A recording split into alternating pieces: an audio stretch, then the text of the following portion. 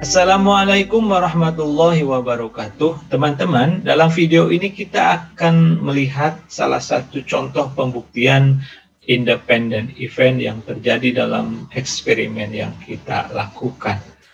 Namun demikian, sebelum kita mulai pembahasan kita, mari kita berdoa agar ilmu yang kita pelajari ini senantiasa memberikan kemanfaatan dan menjadi ilmu barokah bagi kita semua. Sebelum kita mulai, kita lihat bahwa dua kejadian A dan B dikatakan independen jika peluang A dan B, atau dibaca juga peluang A irisan B, sama dengan peluang A kali peluang B, atau peluang B syarat A sama dengan peluang B itu sendiri. Kita lihat contohnya, dua buah bola diambil secara acak dari sebuah kotak yang berisi 5 bola merah dan 7 bola putih. Misalkan A merupakan kejadian terambilnya bola merah pada pengambilan pertama, dan B merupakan kejadian terambilnya bola merah pada pengambilan kedua. Tentukan apakah kejadian A dan B independen jika pengambilan dilakukan dengan A dengan pengembalian, B tanpa pengembalian. Teman-teman, kalau kita lihat, jadi di kotak ini ada 12 bola yang terdiri dari 5 bola merah dan 7 bola putih.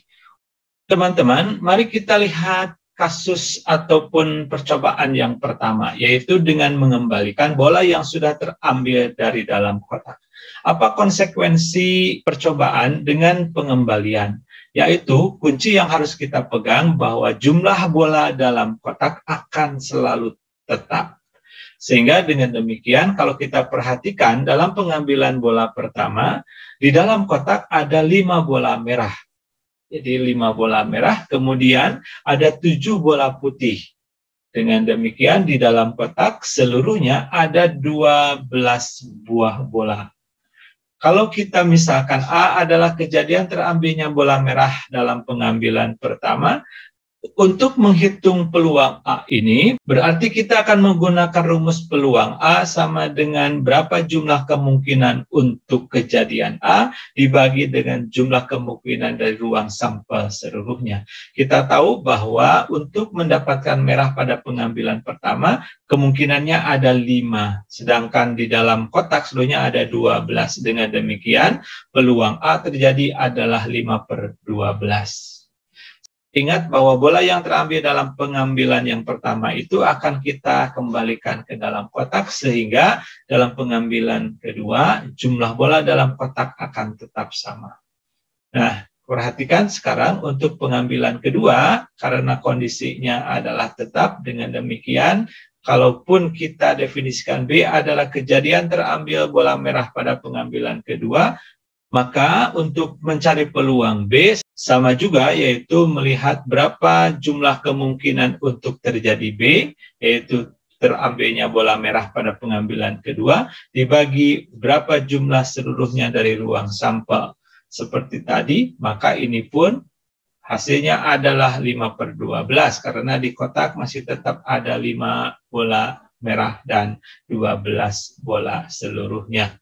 Apakah A dan B independen? Maka untuk menjawab kasus ini, kita akan mempergunakan atau membuktikan apakah peluang A dan B sama dengan peluang A kali peluang B. Kita lihat, ya, kalau kita lihat sekarang, bagaimana sekarang peluang A dan B? Ingat, peluang A dan B adalah jumlah kemungkinan terjadinya A dan B dibagi dengan jumlah seluruh kemungkinan yang ada di ruang sampel. Jumlah kemungkinan A dan B untuk mendapatkan bola merah pada pengambilan pertama dan mendapatkan bola merah pada pengambilan kedua, berarti kita lihat ini adalah pengambilan pertama dan kita ingin terjadi A, yaitu mendapatkan bola merah, maka ini kemungkinannya ada 5. Dari mana 5 ini? 5 ini sederhananya adalah dari 5 kombinasi 1, yaitu 5 bola merah yang ada di dalam kotak dan 1 yang kita inginkan. Sedangkan untuk pengambilan kedua, kita ingin terjadi B, yaitu mendapatkan bola merah pada pengambilan kedua. Berapa kemungkinannya? Kemungkinannya juga tetap 5, karena bola yang terambil dalam pengambilan pertama dikembalikan ke dalam kotak. Dengan demikian, kalau kita lihat seluruh kemungkinan dari kedua kejadian berurutan ini adalah kita kalikan 5 kali 5, yaitu 25 kemungkinan. Ini adalah jumlah kemungkinan untuk memperoleh A dan B, atau A dan B ini terjadi. Kemudian untuk menghitung seluruh kemungkinan yang ada di dalam ruang sampel, kita dapat hitung dari kemungkinan pada pengambilan pertama dan pengambilan kedua. Ingat teman-teman, dalam pengambilan pertama ada kemungkinan bola di dalam kotak seluruhnya adalah 12. 12 ini dari mana? Sekali lagi secara sederhana 12 ini adalah dari 12 kombinasi 1.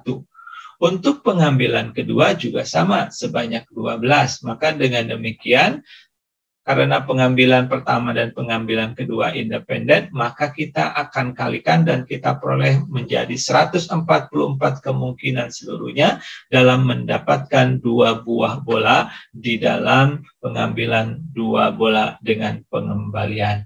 Oleh karena itu, inilah yang kita sebut sebagai jumlah dari seluruh titik sampel yang ada di ruang sampel, yaitu 144 kemungkinan. Oleh karena itu, berdasarkan kedua hasil tersebut, maka diperoleh peluang A dan B adalah jumlah kemungkinan terjadinya A dan B dibagi dengan jumlah seluruh kemungkinan yang ada di ruang sampel, yaitu 25/144. Perhatikan teman-teman, karena A dan B ini tadi dikatakan independen apabila peluang A dan B sama dengan peluang A kali peluang B, karena peluang A kali peluang B adalah 5/12 dikali 5/12, ini adalah 25/144, dan kita tadi sudah diperoleh juga peluang A dan B adalah juga 25/144. Dengan demikian, maka karena peluang A dan B sama dengan peluang A kali peluang B, sehingga dapat kita simpulkan dan dapat kita buktikan bahwa A dan B terbukti sebagai 2 kejadian yang independen atau saling bebas. Kemudian selanjutnya, bagaimana kalau pengambilan bola tersebut tanpa pengembalian? Ingat bahwa kalau tanpa pengembalian, jumlah kemungkinan bola dalam kotak akan berkurang sejalan semakin banyaknya pengambilan yang dilakukan. Mari kita lihat untuk pengambilan pertama. Dalam pengambilan pertama, dalam kotak terdapat 5 bola merah, kemudian 7 bola putih. Sehingga di dalam kotak seluruhnya ada 12 buah bola. Kalau kita misalkan A adalah kejadian terambilnya bola merah pada pengambilan bola pertama, maka peluang A adalah jumlah kemungkinan terjadinya A dibagi jumlah seluruh kemungkinan yang ada di ruang sampel, yaitu 5 untuk jumlah bola merah dibagi 12 seluruh kemungkinan bola yang ada di dalam kotak.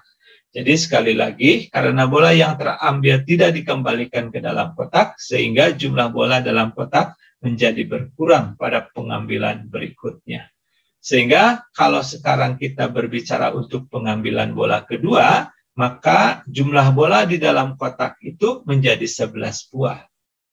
Nah, kalau kita misalnya ingin terjadi ataupun ingin diperoleh bola merah pada pengambilan kedua, yang kita simbolkan sebagai B tadi, berapa jumlah bola merah dalam kotak sekarang?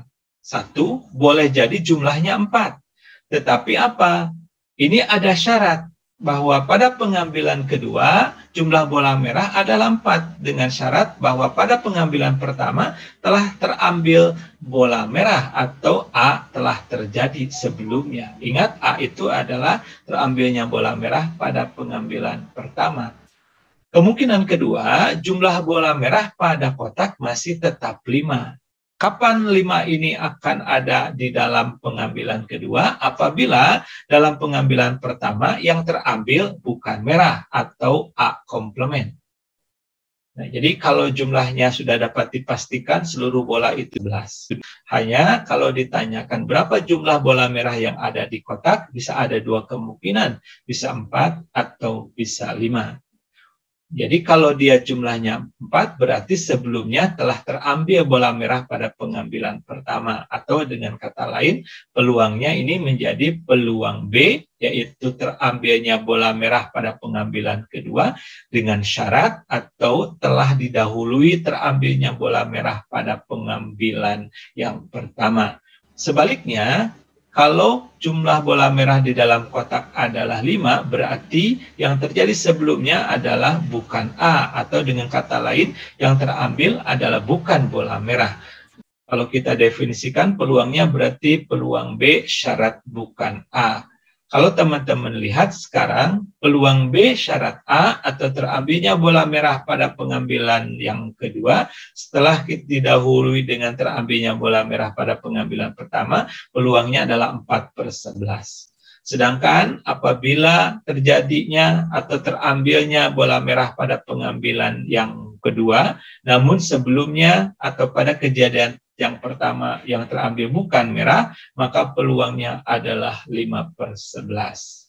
Dengan demikian kita lihat ya, jadi sebelumnya berarti pada pengambilan pertama berarti ini peluang A atau terjadinya adalah 5/12. Karena yang terambil bola merah, maka dalam pengambilan yang keduanya bola merahnya tinggal 4. Sedangkan apabila yang terjadi bukan merah, berarti yang terambil bola putih. Ingat, bola putih itu ada 7. Jadi 7/12. Jadi ini adalah peluang terjadinya bukan A pada pengambilan yang pertama. Nah, sebelum kita lanjutkan, kita harus mengetahui dulu berapa peluang B atau terambilnya bola merah pada pengambilan yang kedua sebenarnya. Ingat, karena ini ada 2 kemungkinan, berarti harus kita jumlahkan kemungkinan ini. Bagaimana rumusnya? Yaitu peluang B syarat A dikali peluang A. Nanti ditambahkan dengan peluang B syarat bukan A kali peluang bukan A. Jadi dengan demikian kita peroleh tadi peluang B syarat A adalah 4/11 kali peluang A-nya tadi adalah 5/12 ditambah 5/11 dari kejadian yang kemungkinan kedua, yaitu terambilnya bola merah pada pengambilan kedua, namun di pengambilan pertama bukan merah, atau peluang B dengan syarat bukan A, yaitu sebesar 5/12. Sedangkan peluang bukan A itu sendiri atau A komplement pada pengambilan pertama adalah 7/12.